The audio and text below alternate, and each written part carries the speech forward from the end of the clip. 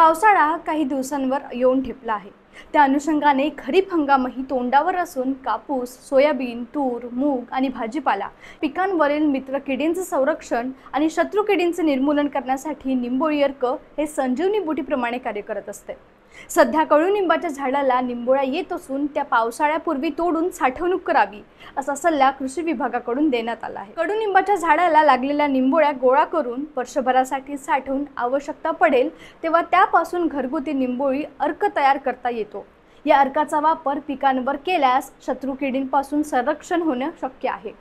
पर्यायाने खर्चात बचत होण्यासह पर्यावरणाचे संतुलन साधण्यास देखील मदत होते।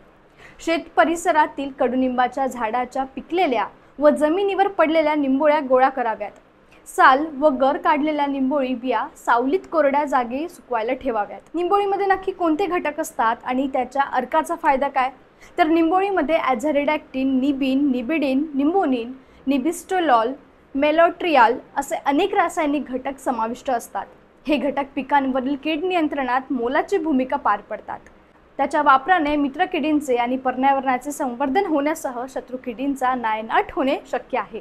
तर पिकांवरील पानांवर निंबोळी अर्काची फवारणी केल्यास पाने कडू होतात। किडी अशी पाने खाणं टाळतात। किडीची उपासमार झाल्यामुळे शेवटी त्या मरतात। पण आता हा अर्क तयार कसा करायचा? तर सावलीत सुकवलेल्या 5 किलो निंबोळ्या कुटून बारीक करून घ्याव्या। फवारणीच्या आदल्या दिवशी ही पावडर 1 लिटर पाण्यात रात्रभर भिजत घालावी। सकाळी ते द्रावण गाळून घ्यावे। अर्कात 90 लिटरपर्यंत पाणी मिसळवावे।